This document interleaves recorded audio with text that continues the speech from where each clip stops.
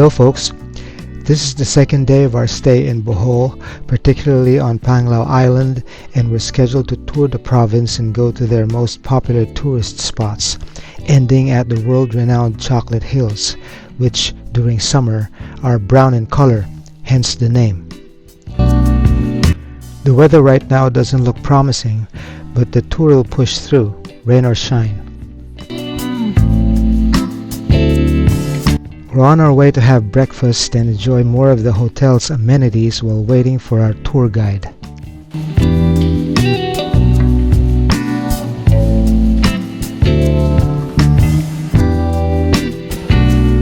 Doon lang naman pala, dire-diretso.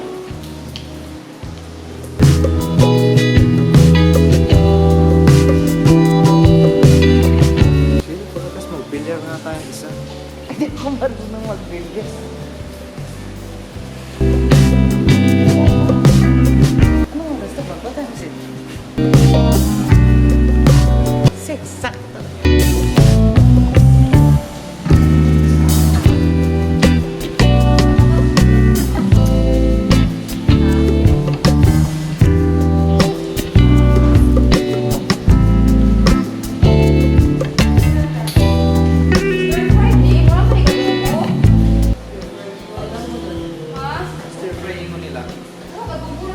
Miss, lipat kami doon, kaayaw niya dito taas. Hindi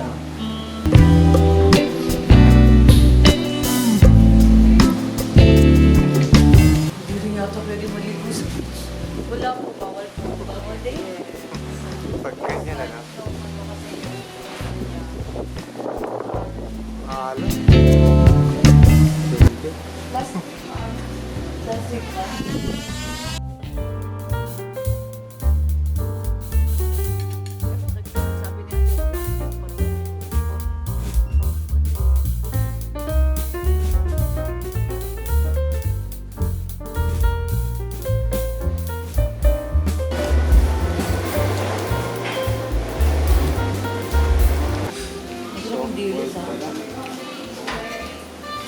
Siguro saya dito kapag walang pag-ibig. Okay lang. Swimming pool ka, pwede. Ha? Pwede, swimming pool. Pero ngayon, buong araw tayo sa tour eh. Yung Tarsier kaya, baka kita kaya natin Tarsier. Baka yun, hindi. Paano yun? Maulan. Hindi na nakita nila eh.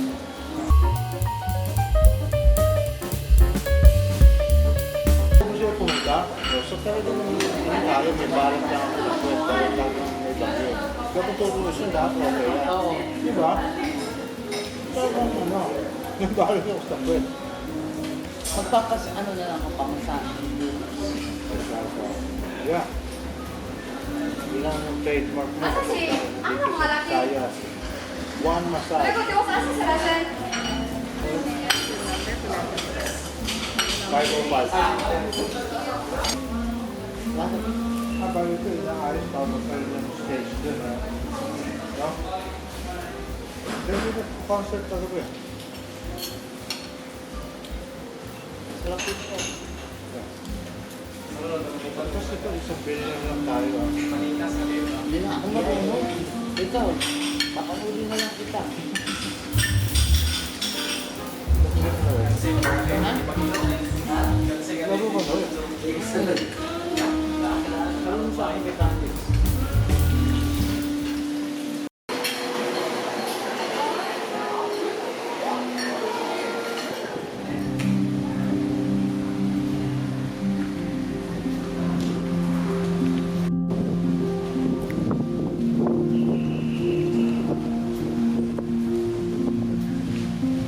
Since we still have time to spare before he arrives, we decided to play a little pool without exactly knowing the rules.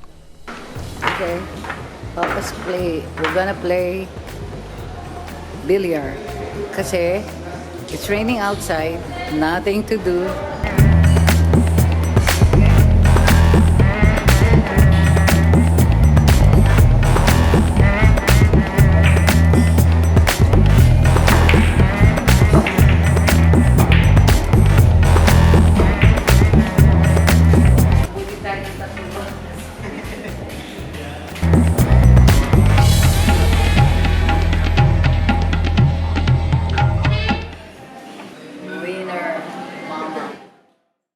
After that, we prepared ourselves for the tour guide's arrival to start our tour.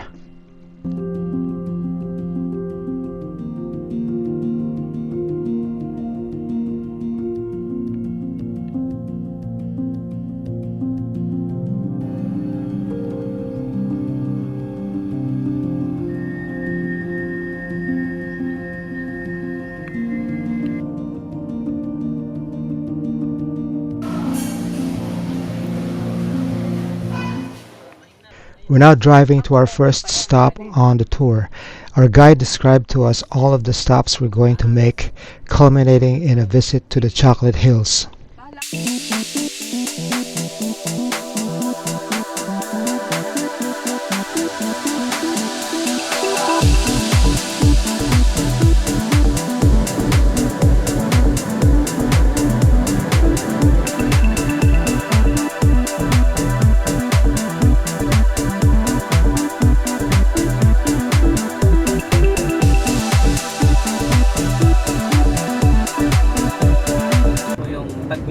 Yan. At Tagbilaran na to. City. Sa food.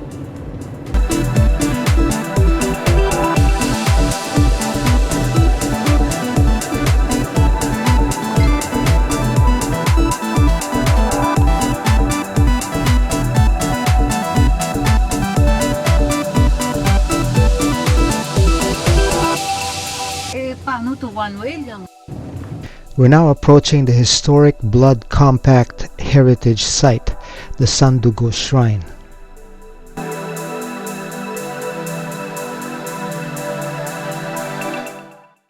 The event took place on March 16, 1565 between Miguel Lopez de Legazpi of Spain and Raja Sikatuna of Bohol. The ceremony involved the cutting of the left arm with a dagger and pouring of the blood into a cup filled with wine, which both of them drank in honor of their friendship. This also became the first treaty of friendship between Spaniards and Filipinos. The Sandugo, a Visayan word for one blood ceremony, also known as the Blood Compact, was performed as part of the tribal tradition.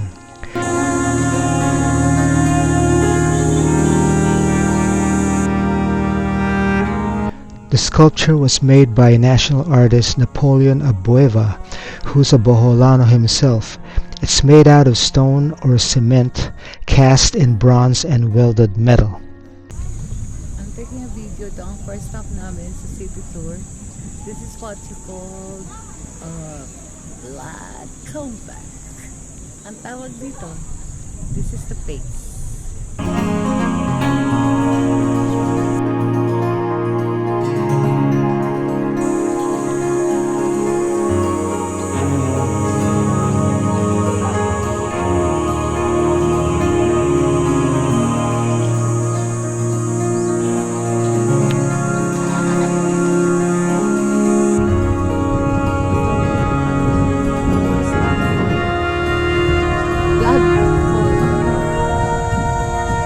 Husbandry. Wifey ako.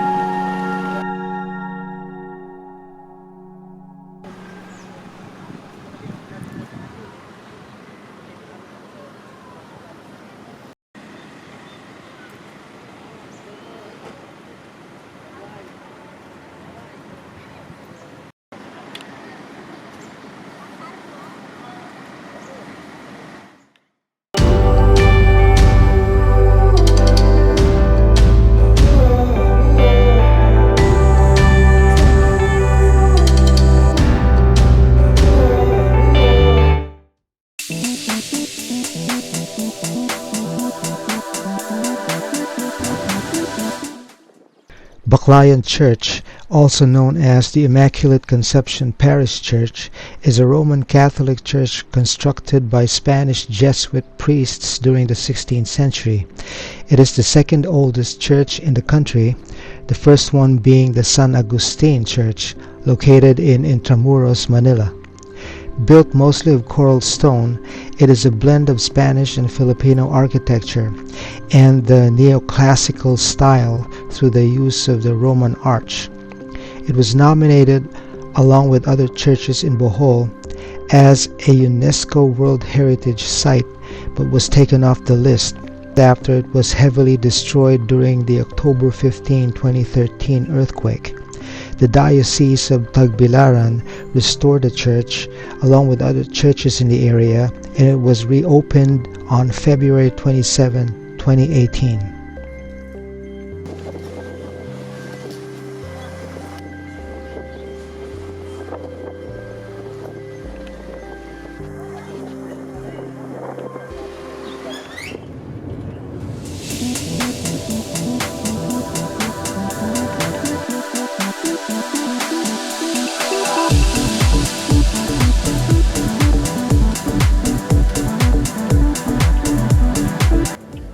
Ito may bayan to.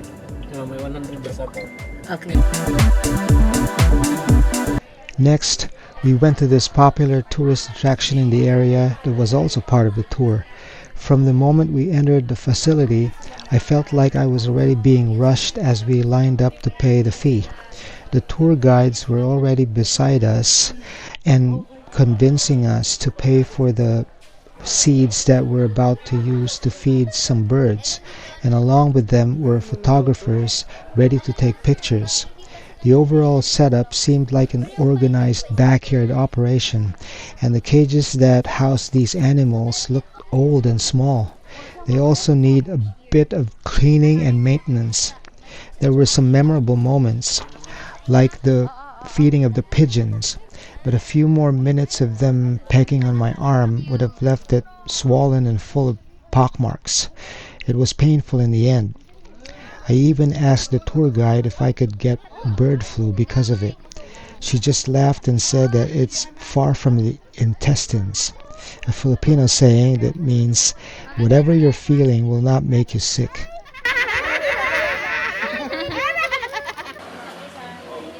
One consolation that made me forget about those caged animals for a while was the butterfly farm component of the facility. It was nice, full of flowering plants where the butterflies can roam around. It reminded me of that wonderful time we had in Niagara Falls, Canada side, where we went to a nice butterfly farm, much more spacious than this.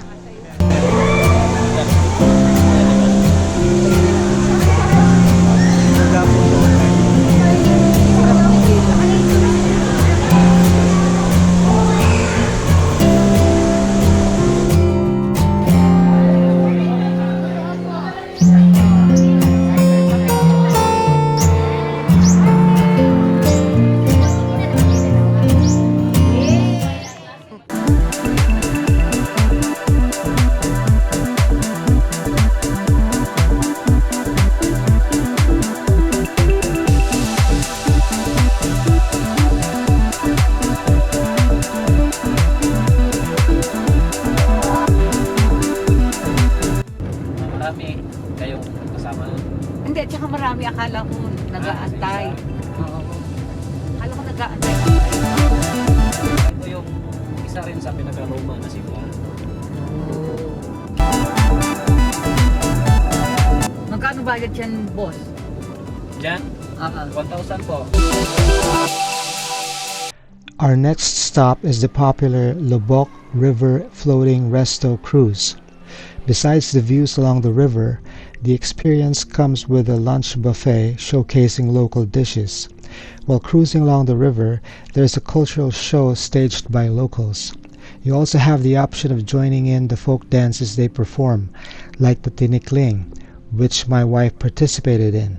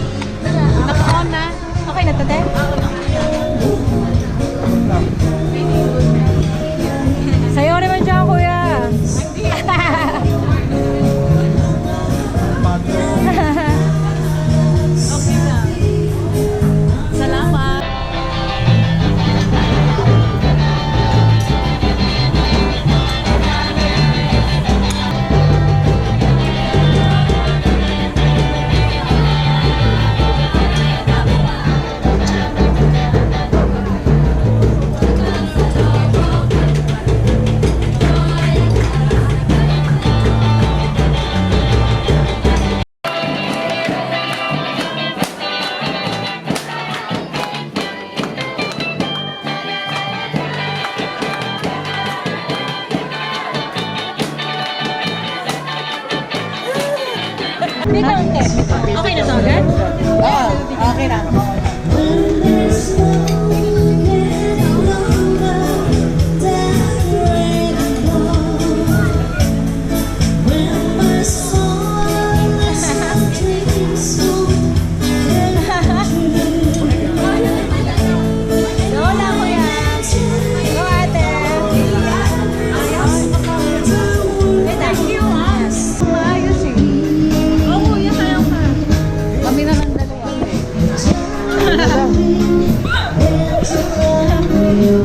Salamat ma. Salamat ma. Oo. Nakakuha ko ng ano. Also, during the entire cruise, there are musicians performing timeless classics while you enjoy your lunch. At one point, they ask you to participate in the singing. For some reason, I participated by actually performing for them, playing the guitar and accompanying myself. I hope my performance didn't give everybody indigestion.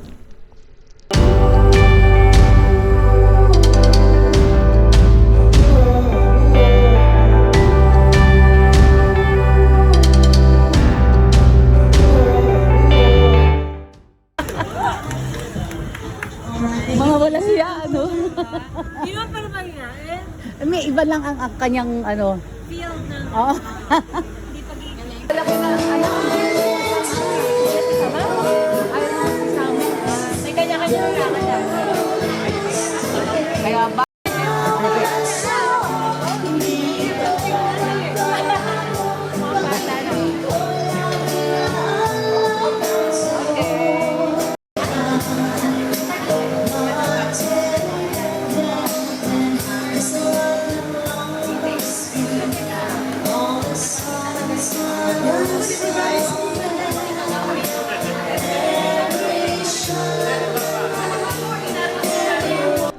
We continued cruising along the river going north, and at one point we started to turn and head back to the tourism complex where we started from.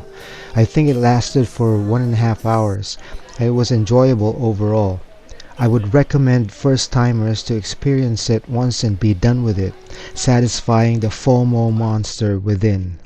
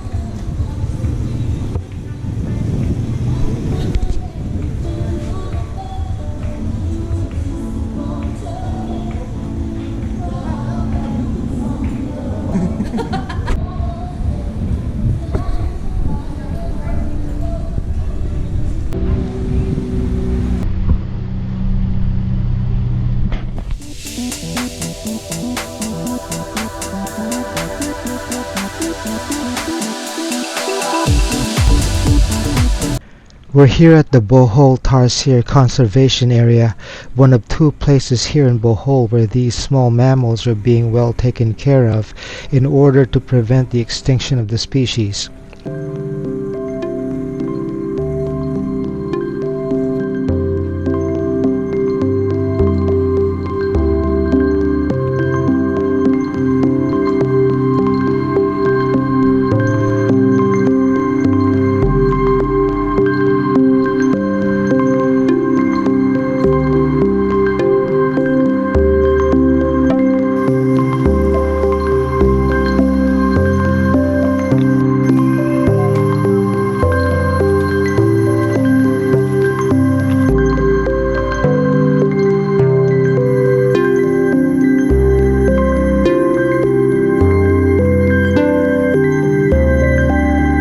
They are considered some of the world's smallest primates, measuring only 4 to 5 inches. They are purely carnivorous, eating insects, spiders, lizards, and small birds.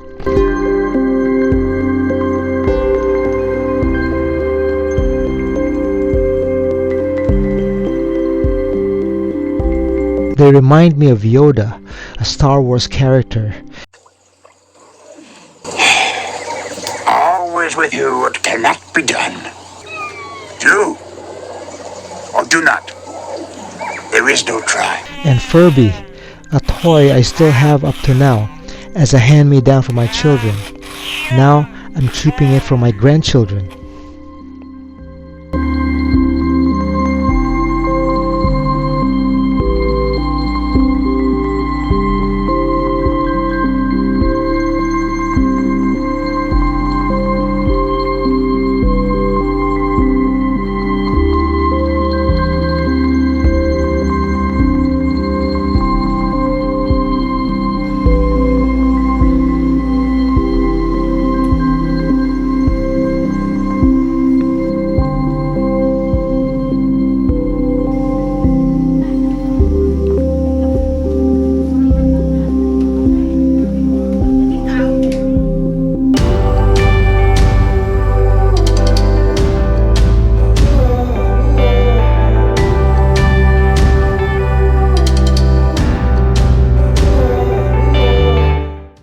Man-made forest.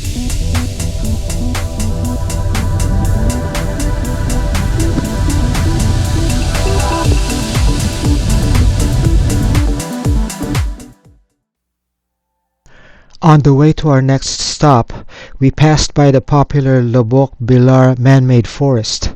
This beautiful stretch of mahogany trees is the result of a reforestation project in the late 20th century.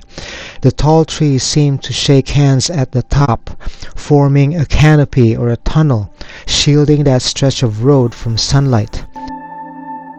Man-made forest sa Bohol. Ang ganda.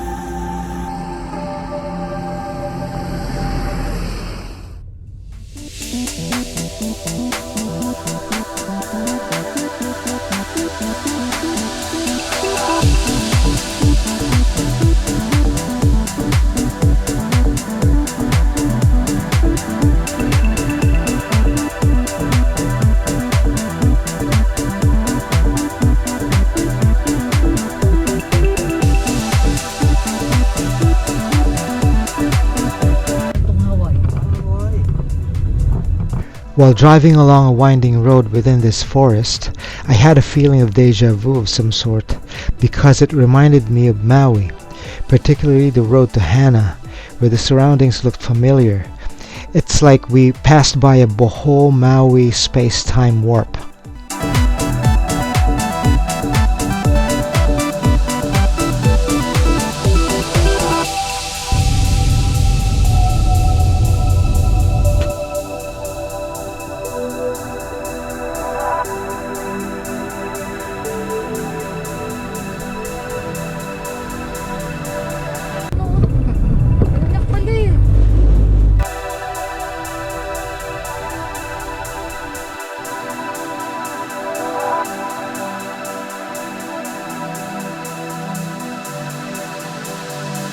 Bayad muna tayo dito, ma'am.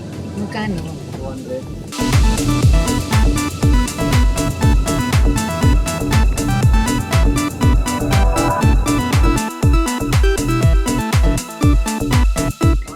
Kaya mo yun. For first-timers like me, this is probably the viewing area they would go to visit the Chocolate Hills.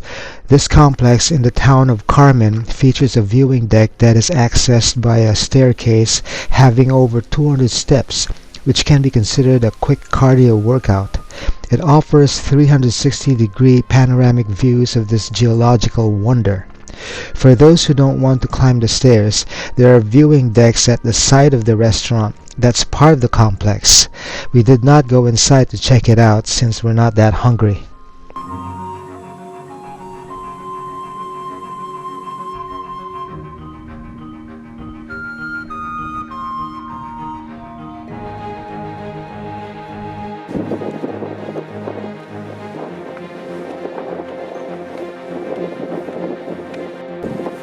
Somewhere along the way, I saw a grotto that features what I think is Our Lady of Perpetual Help. I resisted the urge to stop and pray for a longer life, since at that point I was so exhausted that I thought I wouldn't be able to make it. It was a wise move to place a grotto there halfway so you could say your last prayers before you meet the Lord.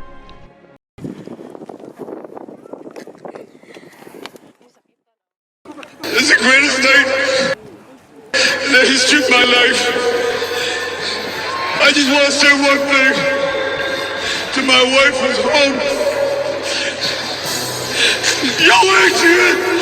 I did it! This is the highlight of the tour and our last spot.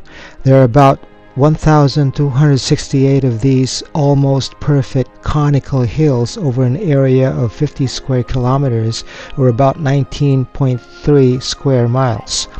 They are the result of the emergence of limestone-rich areas from the sea, combined with weathering and erosion over millions of years.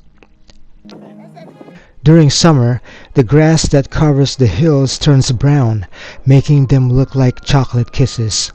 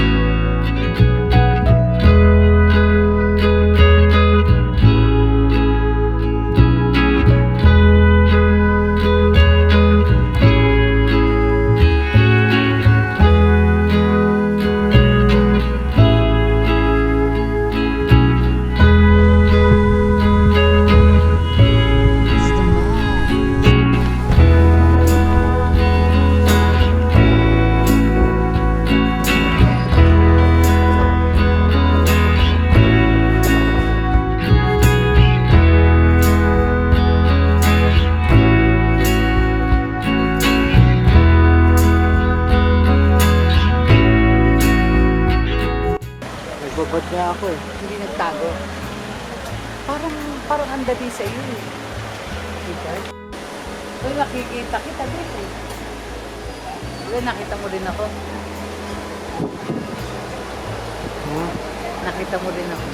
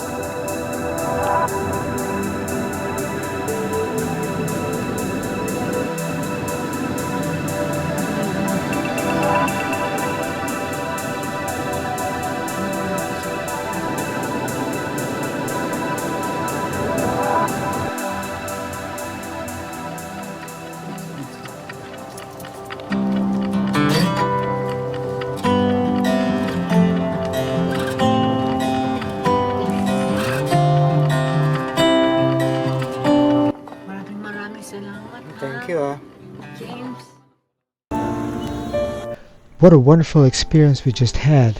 This countryside tour is a must when you're here in Bohol, especially when your hotel is on Panglao Island. That way, you go out of your way to visit the big island and get a glimpse of the lush surroundings that give you a different kind of sensory enjoyment, like when we passed by that part of the route that gave us a feeling that we're in Maui, along the road to Hana. Of course, we all know that Bohol and Maui are tropical islands, and their terrain and vegetation can be similar, but still, that feeling of a space-time warp we experienced is priceless. What kind of specific experience will you have when you come here? There's only one way to find out. And after capping your tour at the world-renowned Chocolate Hills, you'll realize that you have already traversed half of the island. If by chance we would be able to come back here, we'll make sure we visit Anda, a town that has nice beaches as well, and perhaps other activities that are worthwhile.